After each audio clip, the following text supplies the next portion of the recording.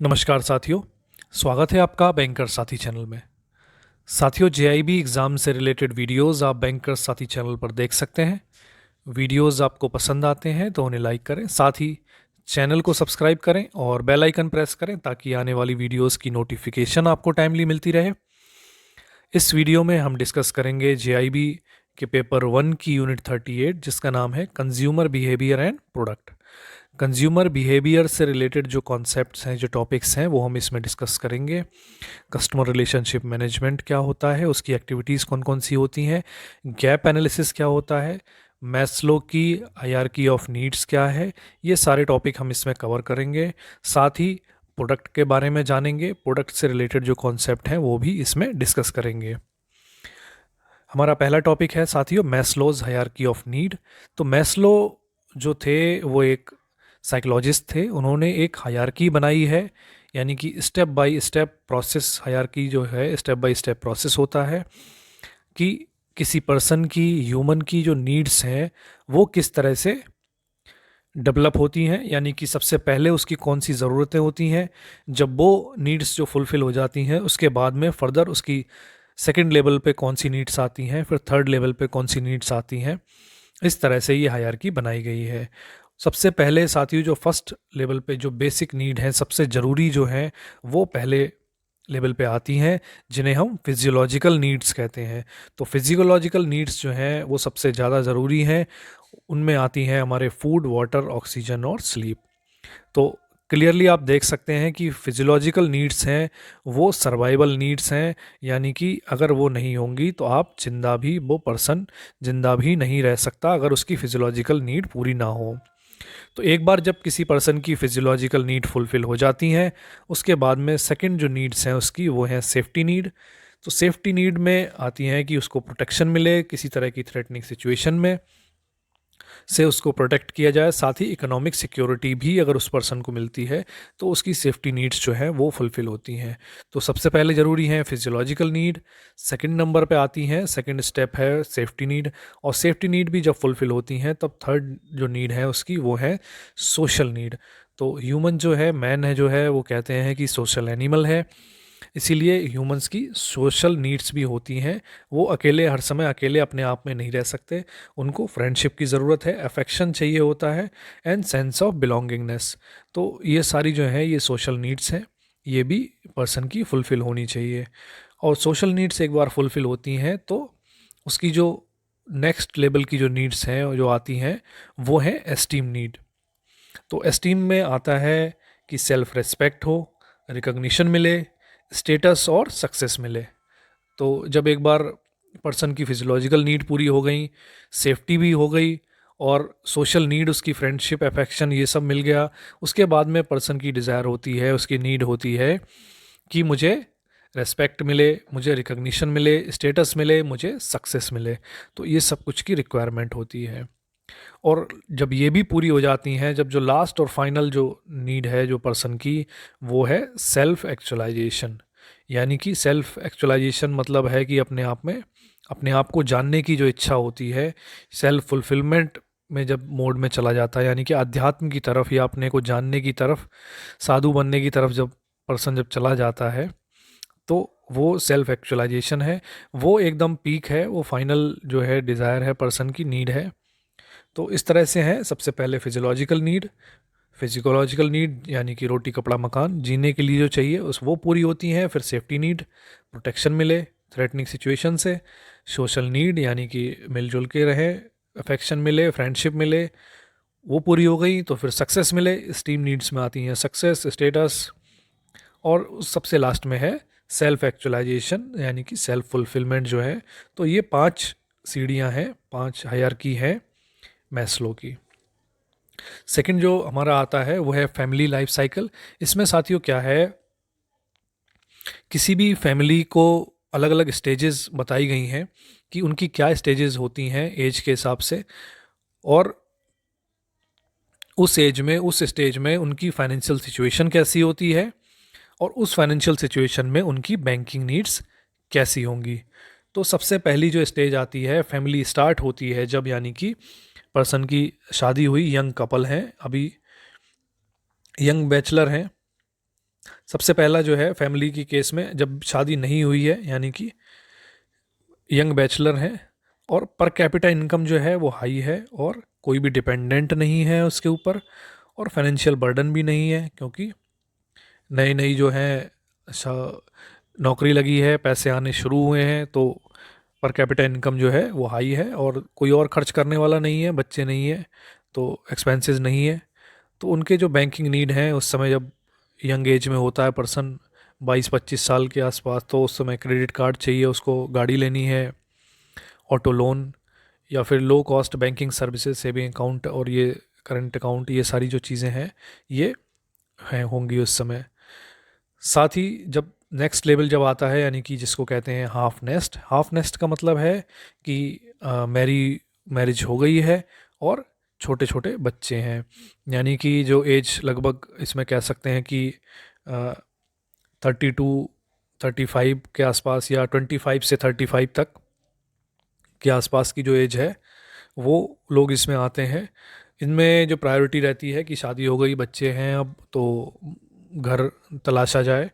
Home buying जो है वो प्रायोरिटी रहती है और लिक्विडिटी कम रहती है, क्योंकि इस समय कैश क्रंच की सिचुएशन आ जाती है उनकी, क्योंकि जिन्होंने पहले जो कार लोन वगैरह लिया होता है वो बंद नहीं हुआ होता है साथ ही, और होम बाइंग भी कर ली है तो होम बाइंग में होम की भी किस्तें वगैरह देनी होती हैं उन्हें, तो ये है।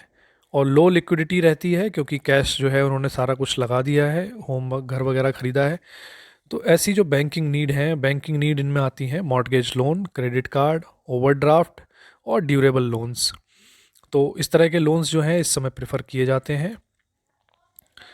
फिर थर्ड स्टेज में पर्सन आता है जब उसको है फुल नेस्ट का मतलब है कि ओल्डर कपल हैं, यानी कि 45-50 साल के हो गए हैं और बच्चे जो हैं बच्चे भी बड़े हो गए हैं।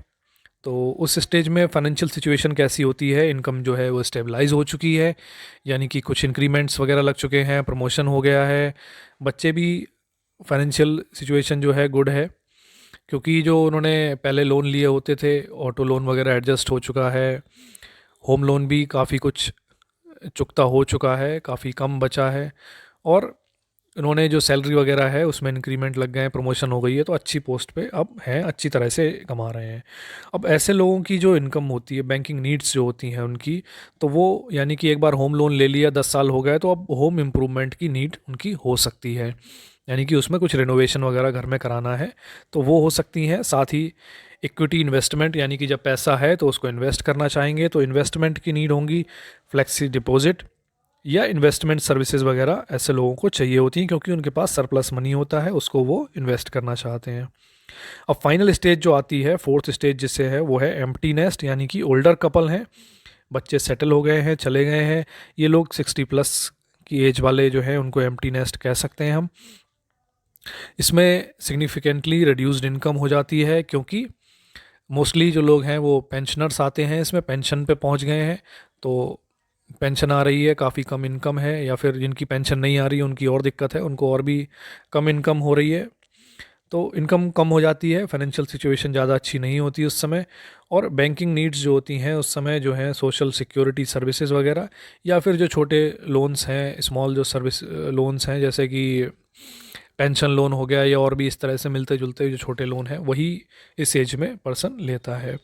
तो इस तरह से ये फैमिली लाइफ साइकिल जो है, अलग अलग स्टेजेस में, अलग अलग फाइनेंशियल सिचुएशन में अलग अलग बैंकिंग नीड्स हैं जो इसमें टेबल में दिखाई हुई हैं। नेक्स्ट हमारा टॉपिक आता है साथियों, customer relationship management. Customer relationship management जो है वो एक तरह से कस्टमर के साथ में बेहतर रिलेशनशिप बनाना, बेहतर उनको समझना। तो इसकी डेफिनेशन है, relationship marketing is the attracting, maintaining and nurturing relationship with customer. तो रिलेशनशिप मार्केटिंग में क्या करना है, हमें अट्रैक्ट करना है, मेंटेन करना है और नर्चर करना है रिलेशनशिप को with customers in a multi service organisation aimed at customer relations. तो मल्टी सर्विस ऑर्गेनाइजेशन में जिसका एम जो होना चाहिए, मेन जो है, यानी कि रिलेशन नर्चर करना है, मेंटेन करना है और उसको इम्प्रूव करना है in a multi service organisation aimed at customer relations. तो कस्टमर रिलेशन को बेहतर करना है।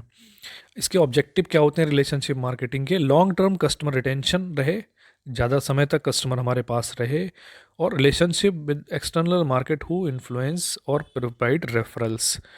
तो ताकि क्या हो, जो एक्सटर्नल मार्केट है उसको इन्फ्लुएंस किया जा सके और रेफरल से लोग आएँ आपके पास, यानी कि जो सेटिस्फाइड कस्टमर होगा वो 4 लोगों को और भी आपके प्रोडक्ट के सर्विसेज के बारे में बताएगा। तो उस तरह से रेफरल जो है वो आपको मिले। Integrating marketing activities, customer service and quality standard. तो मार्केटिंग एक्टिविटीज़ और जो कस्टमर सर्विस है और क्वालिटी स्टैंडर्ड है उनको इंटीग्रेट करना, उनको एक साथ मिला के रखना। अब अगर हम कंपैरिजन करें कि ट्रांजैक्शन मार्केटिंग क्या होती है और रिलेशनशिप मार्केटिंग क्या होती है, तो कुछ बेसिक डिफरेंसेस हैं इनमें जो हम देखते हैं। ट्रांजैक्शन मार्केटिंग साथियों क्या होती है, वो नॉर्मली सिंगल सेल फोकस रहता है, यानी कि अपना अभी अपना माल बेचो और निकलो। तो ये उनका रहता है, लॉन्ग टर्म के बारे में नहीं सोचते हैं। Customer relationship is focus in relationship marketing. Relationship marketing मतलब रिलेशनशिप बिल्ड करो और लॉन्ग टर्म उसको कस्टमर को रिटेन करो। रिटेंशन जो है वो फोकस में रहता है। ट्रांजैक्शन वाले जो हैं प्रोडक्ट फीचर ओरिएंटेड रहते हैं, यानी कि प्रोडक्ट में ये फीचर हैं और फीचर के बेस पे प्रोडक्ट बेचना चाहते हैं। जबकि रिलेशनशिप मार्केटिंग वाले जो हैं प्रोडक्ट बेनिफिट ओरिएंटेड रहते हैं, यानी कि जो प्रोडक्ट में फ़ीचर हैं वो तो हैं, बट उन फीचर्स से उस पर्सन को जो खरीद रहा है उसको क्या बेनिफिट होगा उसके ऊपर फोकस करते हैं। अब किसी अगर प्रोडक्ट में बहुत सारे फीचर हैं बट जो पर्सन उन्हें खरीद रहा है उसके अगर वो काम के नहीं है तो फिर उसका कोई मतलब नहीं बनता है। तो रिलेशनशिप मार्केटिंग में यही देखा जाता है कि जो फीचर हैं प्रोडक्ट में वो उनसे उस पर्सन को कितना वैल्यू एडिशन, कितना उसको फ़ायदा एक्चुअल में होगा। अब ट्रांजैक्शन मार्केटिंग जो होती है वो शॉर्ट टाइम फ्रेम के बारे में सोचते हैं और relationship marketing long term scale के बारे में बात होती है, यानी कि अभी नहीं, लंबे समय तक कस्टमर रिटेंशन रहेगा और लॉन्ग टर्म तक हमें सामान जो है वो हमें बेचना है, उनको लॉयल कस्टमर बनाना है। ट्रांजैक्शन मार्केटिंग में कस्टमर सर्विस पे ज़्यादा फोकस नहीं रहता है, जबकि हाई फोकस रहता है, high emphasis on customer service in relationship marketing. Relationship marketing में कस्टमर सर्विस पे फोकस रहता है। ट्रांजैक्शन मार्केटिंग में मॉडरेट कस्टमर कांटेक्ट होता है, जबकि रिलेशनशिप मार्केटिंग में हाई कस्टमर कांटेक्ट रहता है, बार बार उनसे फीडबैक लिया जाता है, उनसे उनकी राय पूछी जाती है। ट्रांजैक्शन मार्केटिंग के केस में क्वालिटी कंसर्न जब बहुत ज़्यादा नहीं रखा जाता है, मॉडरेट क्वालिटी कंसर्न रखा जाता है, जबकि रिलेशनशिप मार्केटिंग में हाई क्वालिटी कंसर्न रखा जाता है कि कस्टमर को बेहतर क्वालिटी की सर्विसेज और प्रोडक्ट प्रोवाइड किए जा सकें। अब CRM जो है कस्टमर रिलेशनशिप मैनेजमेंट, इसमें कौन कौन सी एक्टिविटीज़ आती हैं? Establishing and maintain a customer information database, यानी कि कस्टमर इंफॉर्मेशन का जो डेटा है वो मेंटेन करना। प्लानिंग कस्टमर कॉन्टैक्ट पॉइंट को प्लान करना। एनालाइजिंग इनफॉर्मल कस्टमर फीडबैक, तो कस्टमर फीडबैक जो मिला है उसको एनालाइज करना। Conducting customer satisfaction survey, managing communication programme, hosting special event, auditing and reclaiming lost customer. तो ये सारी जो एक्टिविटीज़ हैं वो CRM के अंदर आती हैं, कस्टमर रिलेशनशिप मैनेजमेंट के अंदर। बड़ी बड़ी कंपनीज़ जो हैं वो इस तरह से काम करती हैं, अपने CRM एक्टिविटीज़ वो करती रहती हैं। अब एक बहुत इम्पॉर्टेंट जो है कॉन्सेप्ट है जिसे हम कहते हैं गैप एनालिसिस। तो गैप एनालिसिस साथियों, जब भी कोई कंपनी अपना प्रोडक्ट लॉन्च करती है तो उसकी सक्सेस काफ़ी कुछ डिपेंड करती है कि गैप एनालिसिस कितने अच्छे से किया गया है और वो कितने अच्छे से अपने कस्टमर को समझती है और उनको जो चाहिए वो उनको प्रोवाइड करती है, उनकी नीड्स फुलफ़िल करती है अपने प्रोडक्ट के द्वारा। तो 5 तरह के एक्चुअली साथियों गैप आइडेंटिफाई किए गए हैं। तो देखते हैं ये पांचों तरह के गैप क्या होते हैं, यानी कि जो कस्टमर परसीव कर रहा है और जो उन्हें एक्चुअल में मिल रहा है उसमें गैप क्या क्या है। तो गैप कहाँ पे रहते हैं? सबसे पहला और सबसे इम्पोर्टेंट जो गैप है वो तो यही है कि कस्टमर जो है, अभी मान लीजिए कोई प्रोडक्ट है नया आने वाला है बट अभी आया नहीं है मार्केट में, उससे पहले ही अब कस्टमर की एक्सपेक्टेशन क्या है कि मुझे इस तरह की सर्विसेज मिलेंगी। कस्टमर की एक एक्सपेक्टेशन है कि मुझे इस तरह का प्रोडक्ट मिलेगा या इस तरह की सर्विसेज मिलेंगी, और तो कस्टमर तो ऐसा सोच रहा है, लेकिन कंपनी क्या सोच रही है? कंपनी ये सोच रही है कि हमारा कस्टमर ये सर्विसेज चाहता है, इस तरह की सर्विसेज चाहता है।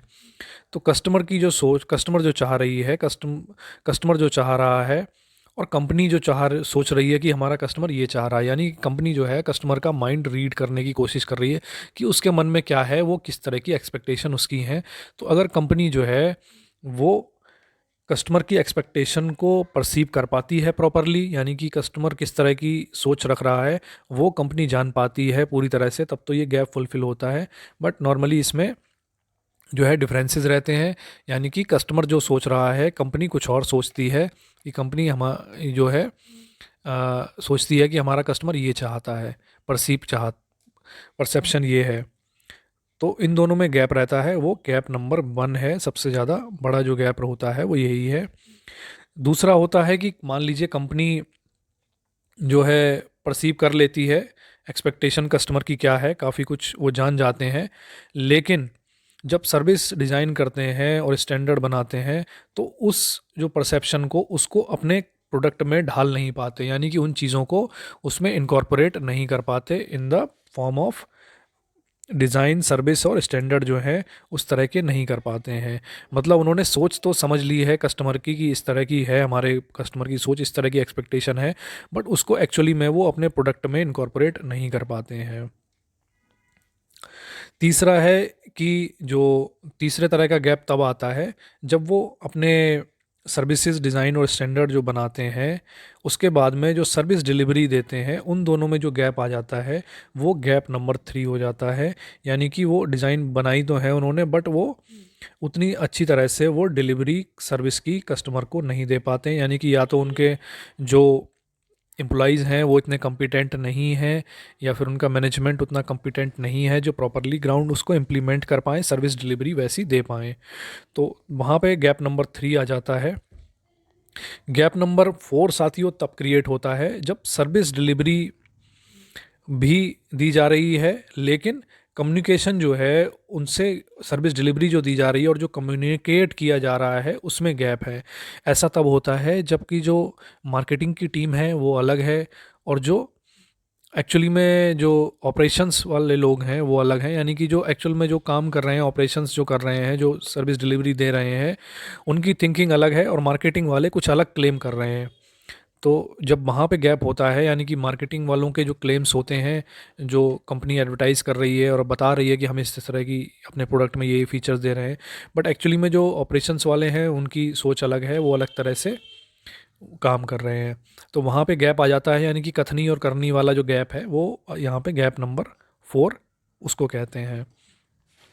अब इसके बाद में साथियों एक गैप नंबर 5 है। गैप नंबर 5 बेसिकली बस सोच का अंतर है कह सकते हैं, वो है कि गैप नंबर 5 में कि एक्सपेक्टेड सर्विस जो कस्टमर ने की थी कि मुझे ऐसी सर्विस मिलेंगी, एक्सपेक्टेड सर्विस और परसीव्ड सर्विस। तो जो सर्विस मिली है उनको वो कैसा परसीव कर रहा है कोई पर्सन, कि मुझे एक्चुअली में वैसी ही सर्विस मिली है जैसी मैं चाहता था, चाहे भले ही उसे मिली भी हो, बट उसको वो परसीव किस तरह से कर रहा है, वहाँ पे अगर गैप आ जाता है, यानी कि एक्चुअली जो सर्विस मिली है और उनको किस तरह से परसीव किया गया है, तो वहाँ जो गैप आता है उसे हम गैप नंबर 5 कहते हैं। तो ये अलग अलग तरह के गैप एनालिसिस हैं, गैप किस तरह के हो सकते हैं।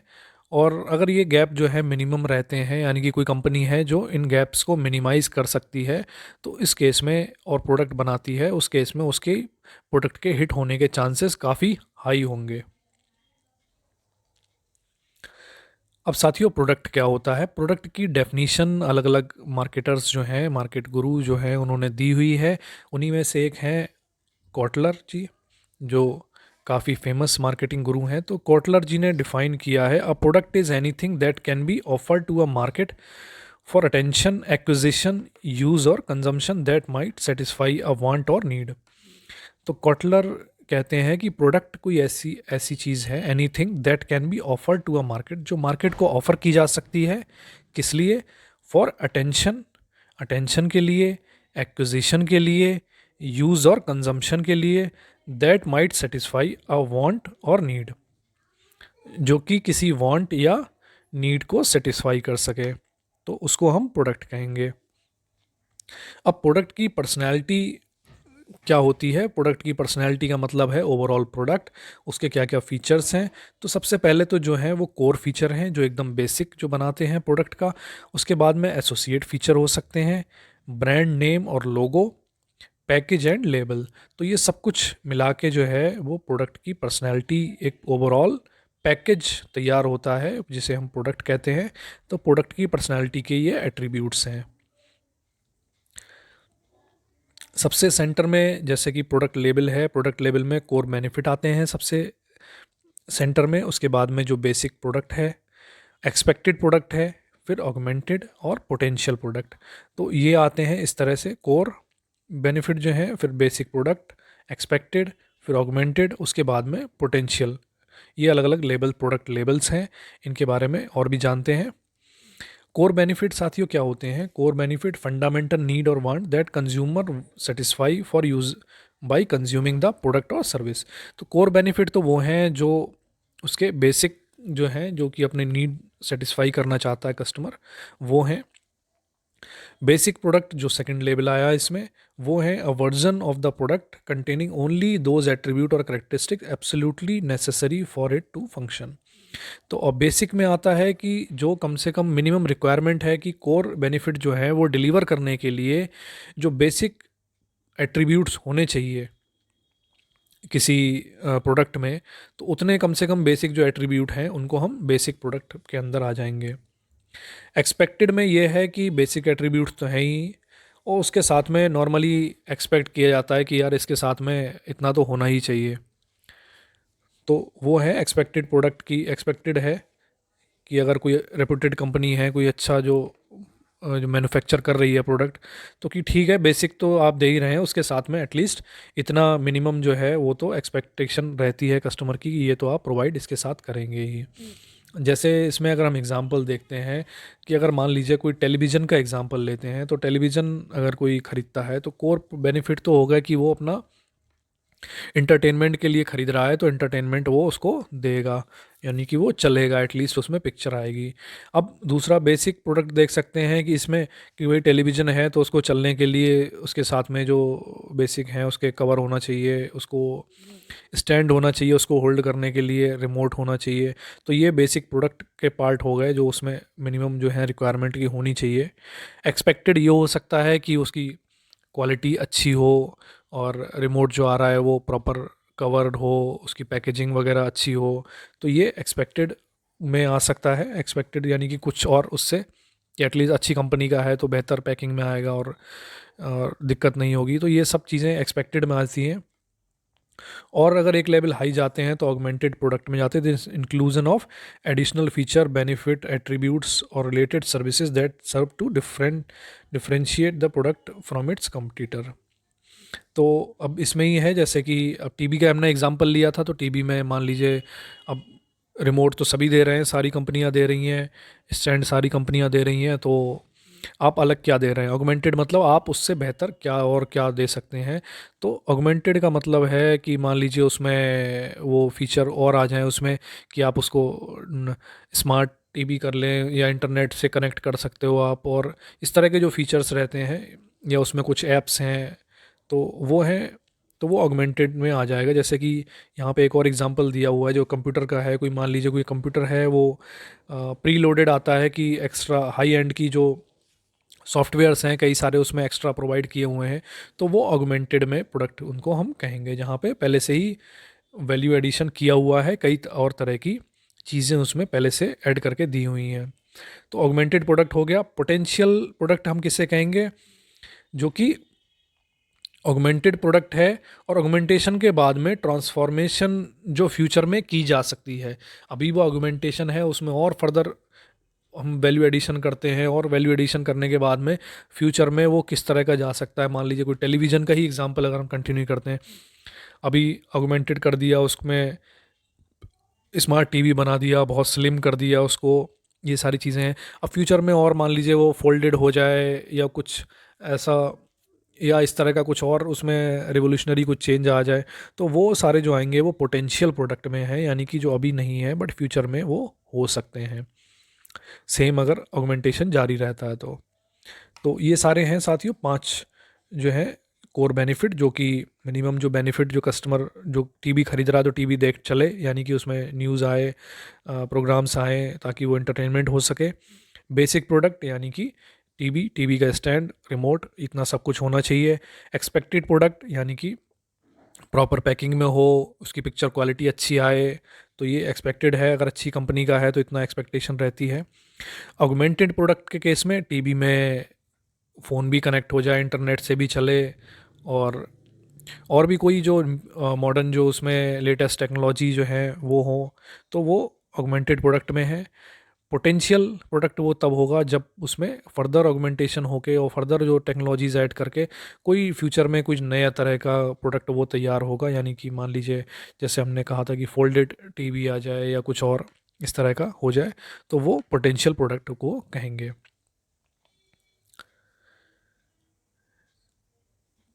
अब साथियों, रिटेल बैंकिंग प्रोडक्ट मिक्स देखते हैं। रिटेल बैंकिंग में कौन कौन से प्रोडक्ट आते हैं? तो रिटेल बैंकिंग में 4 तरह के मेन जो प्रोडक्ट हैं वो हम देखेंगे। सबसे पहले तो रेगुलर अकाउंट, जो अकाउंट्स होते हैं कस्टमर के। डिपॉजिट्स कौन कौन से हो सकते हैं, लोन कौन से आते हैं रिटेल में, अदर सर्विसेज कौन सी होती हैं। तो अकाउंट में आते हैं हमारे saving account, current account, anywhere banking, senior citizen account, सबसे कॉमन यही हैं जो रेगुलर अकाउंट में आते हैं। और डिपॉजिट में एफडी हो सकती है, cumulative fix deposit, RD, multiple unit deposit. तो डिपॉजिट्स के केस में ये सारे प्रोडक्ट हैं। लोन्स में जो प्रोडक्ट ऑफर किए जाते हैं वो vehicle loan, housing loan, personal loan, credit card, ये सारे दी जाती हैं। अदर सर्विसेज में telephone bill payment, safe locker, demand draft, banker cheque, demat account, और भी कई सारी जो है इस तरह की सर्विसेज जो हैं वो बैंक प्रोवाइड करते हैं। तो ये सारी जो है रिटेल बैंकिंग प्रोडक्ट जो हैं बैंक वो हैं, उनके बारे में थी ये टेबल। प्रोडक्ट प्लानिंग क्या होती है साथियों? Product planning comprises the process of developing and maintaining a portfolio of product which satisfy the need and want of customer from different segment. तो इस तरह का प्रोडक्ट बनाना, डेवलप करना, मेंटेन करना, इस तरह के पोर्टफोलियो ऑफ प्रोडक्ट का जो सेटिस्फाई करे कस्टमर की नीड, और जो कस्टमर्स अलग अलग सेगमेंट के कस्टमर्स हैं उन सभी की नीड और वांट को सेटिस्फाई करे। तो इस तरह का जो प्रोडक्ट डेवलपिंग और मेंटेनिंग है उसी को हम प्रोडक्ट प्लानिंग कहते हैं। कि ऐसा एक प्रोडक्ट का पोर्टफोलियो बनाना जो अलग अलग तरह के जो कस्टमर्स हैं उनकी ज़रूरतों को पूरा करे, उनकी नीड्स एंड वांट को फुलफिल करे।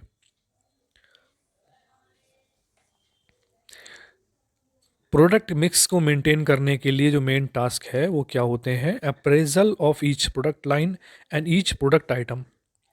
तो हर एक प्रोडक्ट लाइन और हर एक प्रोडक्ट आइटम का अप्रेजल करना, डिसीजन ऑन पैकेजिंग, पैकेजिंग के बारे में डिसीजन लेना, डिफ्रेंशिएशन और पोजीशनिंग करना, प्रोडक्ट की प्रॉपर डिफ्रेंशिएशन, प्रॉपर पोजीशनिंग करना, ब्रांड मैनेज करना, डेवलपिंग ब्रांड इक्विटी, ब्रांड की इक्विटी डेवलप करना, न्यू प्रोडक्ट डेवलपमेंट, नया प्रोडक्ट को डेवलप करना, प्रोडक्ट लाइफ साइकिल को मेंटेन करना, मैनेजिंग प्रोडक्ट क्वालिटी, और प्रोडक्ट क्वालिटी को मैनेज करना। तो ये सारे जो टास्क हैं, ये सभी टास्क करने होते हैं, तभी हम प्रोडक्ट को प्रॉपर जो है प्रोडक्ट मिक्स को मैनेज कर सकते हैं। अब प्रोडक्ट लाइफ साइकिल में साथियों 4 स्टेजेस आती हैं। ये आपने शायद पहले भी ज़रूर पढ़ी होंगी, कई जगह ये दी होती हैं, काफ़ी कॉमन है। किसी भी प्रोडक्ट की लाइफ में 4 तरह की स्टेज आती हैं। एक तो वो होती है इंट्रोडक्शन स्टेज, जब वो शुरू होता है, धीरे धीरे ग्रो कर रहा होता है, उसको हम इंट्रोडक्शन स्टेज कहते हैं। कोई नया प्रोडक्ट आया है, धीरे धीरे वो ग्रो कर रहा है, पॉपुलैरिटी नहीं है उसकी अभी ज़्यादा। सेकंड आता है ग्रोथ स्टेज। तो ग्रोथ स्टेज होती है जब वो पॉपुलर होने लगता है और एकदम उसके जो लोग यूज़ किए होते हैं, इन्होंने उस प्रोडक्ट को यूज़ किया होता है, वो उसकी तारीफ़ करते हैं, फिर रेफरल्स आ रहे हैं उसके, और काफ़ी ज़्यादा वो प्रोडक्ट की बिक्री शुरू हो जाती है और एकदम हाई ग्रोथ होती है, और वो एक्सपोनेंशियली ग्रोथ करता है, ग्राफ उसका बहुत तेज़ी से ऊपर जाता है। तो वो ग्रोथ स्टेज होती है। उसके बाद में आती है साथियों मैच्योरिटी स्टेज, जहाँ पे उसकी ग्रोथ जो है काफ़ी स्टेगनेंट सी हो जाती है, एक लेवल पे वो मेंटेन रहता है काफ़ी कुछ समय तक, वो मैच्योरिटी स्टेज है। और उसके बाद में नॉर्मली क्या होता है कि नई टेक्नोलॉजी आ जाती है, कुछ नए प्रोडक्ट आ जाते हैं कुछ सालों में, और उस प्रोडक्ट की जो हमारा प्रोडक्ट है वो डिक्लाइन होना शुरू हो जाता है, उसकी सेल्स जो है, वॉल्यूम जो है वो कम होने शुरू हो जाते हैं। तो नॉर्मली हर एक प्रोडक्ट की लाइफ में ये 4 तरह की स्टेजेस आती हैं, और समय अलग अलग हो सकता है, किसी प्रोडक्ट की लाइफ साइकिल जल्दी पूरी हो जाती है, किसी की देर से पूरी होती है, बट लगभग ये जो चारों स्टेज है ये ऑलमोस्ट कॉमन रहती हैं हर एक प्रोडक्ट की लाइफ में। अब न्यू प्रोडक्ट डेवलपमेंट जो है उसमें 5 तरह की स्टेज होती हैं। अगर कोई नया प्रोडक्ट डेवलप किया जाता है तो इन पांचों स्टेजेस से गुजरना होता है। सबसे पहले तो आइडिया जनरेशन और स्क्रीनिंग है। एक सबसे पहले तो प्रोडक्ट तब बनेगा जब एक दिमाग में किसी के माइंड में एक आइडिया आएगा कि मैं इस तरह का प्रोडक्ट बनाऊं। उस आइडिया, कई सारे आइडियाज़ में से स्क्रीनिंग होगी कि वो प्रैक्टिकल है कि नहीं, और स्क्रीनिंग के बाद में फिर कॉन्सेप्ट डेवलपिंग होगी। कॉन्सेप्ट डेवलप किया जाएगा, टेस्टिंग होगी कि ये रियल टाइम में ये पॉसिबल है या नहीं, और अगर सब कुछ ठीक रहता है, ओके हो जाता है, उसके बाद उसको प्रोडक्ट डेवलपमेंट शुरू किया जाएगा एक्चुअली। तो एक्चुअल डेवलपमेंट शुरू होगा, उसके बाद में एक बार प्रोडक्ट डेवलप होने के बाद उसकी टेस्ट मार्केटिंग होगी। एक कोई पायलट प्रोजेक्ट टाइप का चलाया जाएगा, कुछ एक पर्टिकुलर एरिया में उसको लॉन्च करके देखा जाएगा मार्केट करके कि कैसा रिस्पॉन्स आ रहा है। अगर वो ठीक रहता है उसके बाद में उसको कॉमर्शियल लॉन्च उसका किया जाएगा लार्ज स्केल पे। तो ज़्यादातर जो कंपनीज़ होती हैं, ऑर्गेनाइजेशंस होती हैं जो अपने प्रोडक्ट लॉन्च करती हैं, तो वो इन सभी स्टेजेस के थ्रू गुजरती हैं।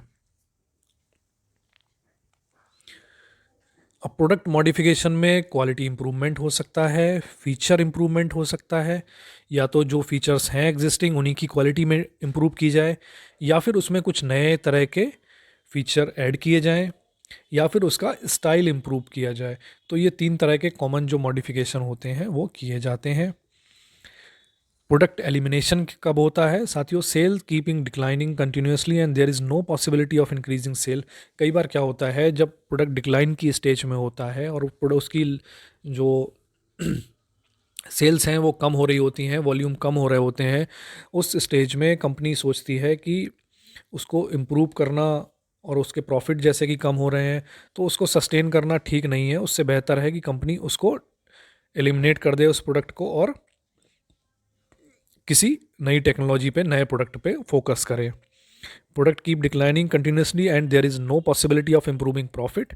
Product price are declining continuously and it may be difficult for the firm to supply at the prevailing market price. Excessive administration expenditure and time. तो कई चीज़ें हो सकती हैं, या तो सेल्स कम हो रही है, या तो फिर प्रॉफिट कम आ रहे हैं, मार्जिन कम हो गया है, और प्रोडक्ट के प्राइस जो हैं वो कम होते जा रहे हैं, कंपटीशन ने प्राइस कम कर दिए हैं, तो आपको अपना मार्जिन कम करना ऑर्गेनाइजेशन को मुश्किल हो रहा है। और दूसरा, उस प्रोडक्ट को चलाने के लिए एडमिनिस्ट्रेशन को जो है काफ़ी एक्सपेंडिचर करना पड़ रहा है, काफ़ी समय लगाना पड़ रहा है। तो उससे बेहतर है कि उसको डिसकंटिन्यू की करके किसी फ्यूचर प्रोजेक्ट पे फोकस किया जाए। डाइवर्सिफिकेशन साथियों 3 तरह से नॉर्मली किया जाए, अलग अलग तरह से किया जाता है, जिसमें 3 जो है कंसेंट्रिक डाइवर्सिफिकेशन है, यानी कि नए प्रोडक्ट और सर्विस बनाए जाएंगे जो कि क्लोजली रिलेटेड हो उनके बिजनेस के या टेक्नोलॉजी के। जैसे कि कोई अगर कंपनी है वो एक तरह के टीवी बना रही है, उसने पहले एलसीडी बना रही थी, फिर एलईडी भी बनानी शुरू कर दी, तो वो एक तरह से कोर बिजनेस ही है उनका, और उसी में ही अलग अलग वैरायटी की टीवीज़ बना रही हैं। दूसरा तो वो तो कंसेंट्रिक डाइवर्सन होगा साथियों, डाइवर्सिफिकेशन हो जाएगा। हॉरिजॉन्टल डाइवर्सिफिकेशन के केस में क्या होता है कि नया प्रोडक्ट जो बनाया है वो उनके एग्जिस्टिंग कस्टमर को अपील करेगा, ऐसा उन्हें लगता है। जो प्रोडक्ट जो है वो टेक्नोलॉजिकली डिफरेंट होता है। जैसे कि अब मान लीजिए कोई टीवी बनाने वाली कंपनी है, टेलीविज़न जो बना रही है, उसने उसके साथ में टेलीविज़न स्टैंड भी बनाना शुरू कर दिया कि हमारे जो कस्टमर हैं वो टेलीविज़न तो ले ही रहे हैं, अब टेलीविज़न रखेंगे कहाँ, तो उसका स्टैंड भी हम बना के दे दें।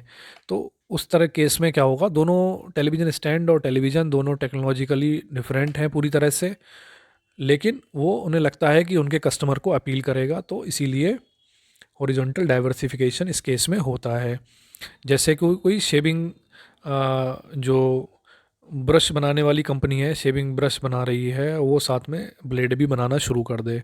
तो दोनों चीज़ें बिल्कुल अलग हैं, ब्रश अलग है, ब्लेड अलग है, बट उनको लगता है कि हमारे जो कस्टमर ब्रश खरीद रहे हैं वो ब्लेड भी खरीदेंगे। इस तरह से होता है। कॉन्ग्लोमरेट डाइवर्सिफिकेशन किसे कहते हैं साथियों? एडिंग न्यू प्रोडक्ट और services that are significantly different from the organisation's present product और सर्विसेज। तो कॉन्ग्लोमरेट डाइवर्सिफिकेशन जो होता है उस केस में जो नई प्रोडक्ट और सर्विस जो बनाई जाती हैं वो सिग्निफिकेंटली डिफरेंट होती हैं जो अभी प्रोडक्ट चल रहा है उससे। यानी कि ये तो इस तरह से हो गया जैसे कोई टीवी वाली कंपनी अब एसी बनाने लगे, पंखे बनाने लगे। तो दोनों जो चीज़ें हैं वो बिल्कुल अलग हैं, तो उनको हम कॉन्ग्लोमरेट डाइवर्सिफिकेशन कहेंगे। अब प्रोडक्ट डेवलपमेंट के और क्या क्या एस्पेक्ट हैं? प्रोडक्ट डेवलपमेंट में आता है हमारा ब्रांडिंग, पैकेजिंग और लेबलिंग। तो ब्रांडिंग का मतलब हो गया उसका नाम, सिंबल, साइन, डिज़ाइन, कुछ भी ब्रांडिंग हो सकता है। पैकेजिंग के केस में प्राइमरी पैकेजिंग होती है जो सबसे पहले उसका कवर होता है, उसके बाद में सेकेंडरी पैकेजिंग जो उसके ऊपर जो कार्टन वगैरह हैं और उनमें जो पैक किया जाता है प्रॉपर, तो वो उस तरह की वो सेकेंडरी पैकेजिंग में आता है।